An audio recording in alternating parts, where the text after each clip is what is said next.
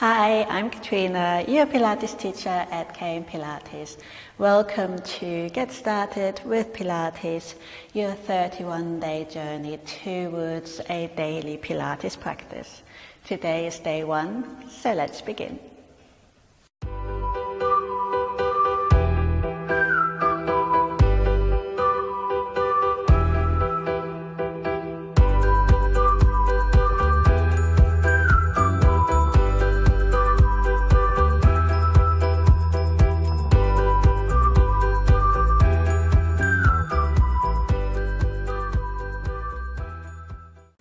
Today we start in sitting, so you might want to sit on a cushion if that's more comfortable for you to sit with a nice tall spine.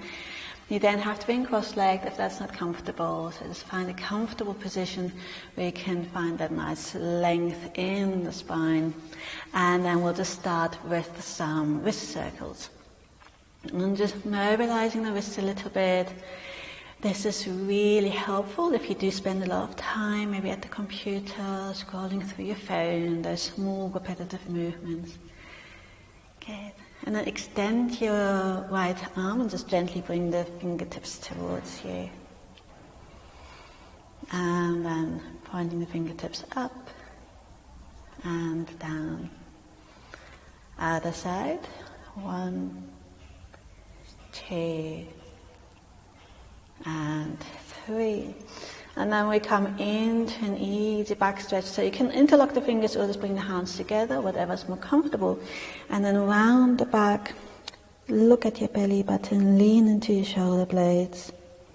And then breathe in, stretch up, look up at the ceiling, send the heart forwards. And extend the arms as far as they will go. Relax the arms for a few shoulder rolls. And then bring the hands back, send the heart forward, take a nice deep breath in, and out, and release. Good. From there we come into spinal rotation, so just have your fingertips on your shoulders, breathe in to prepare, breathe out to rotate, look over your shoulder, keep that spine tall, and return. Breathe out, rotate.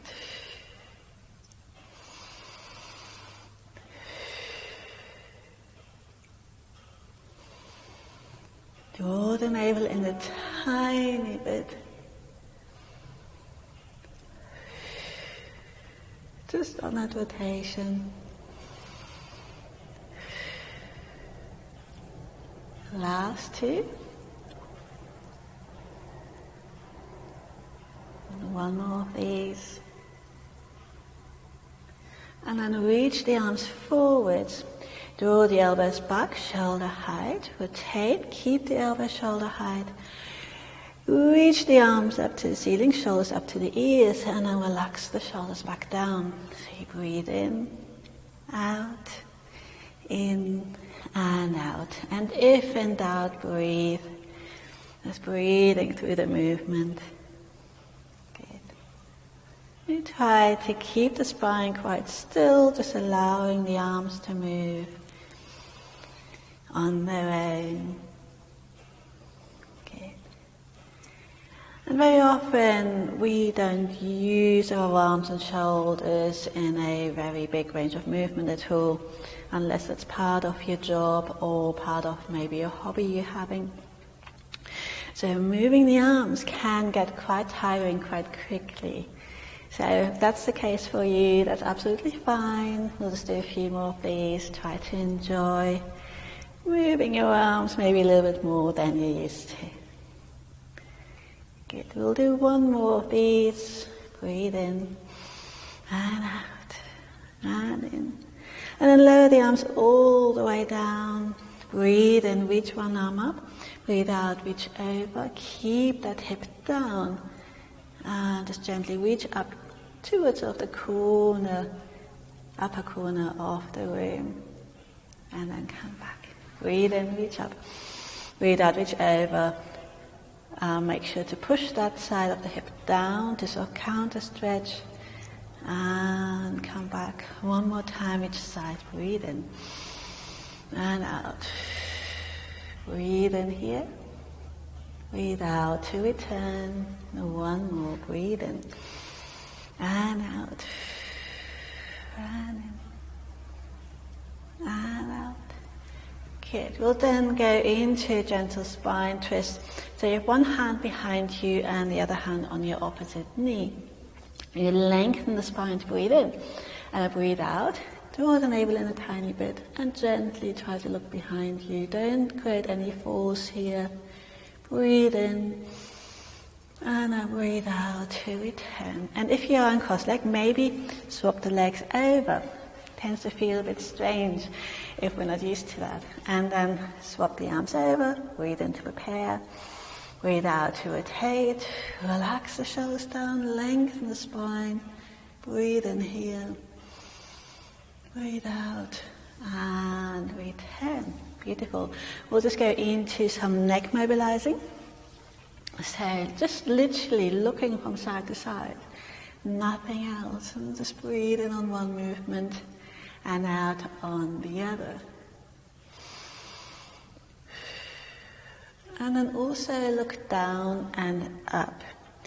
If looking up is a little bit too much for your neck, maybe don't do that or be very careful with that.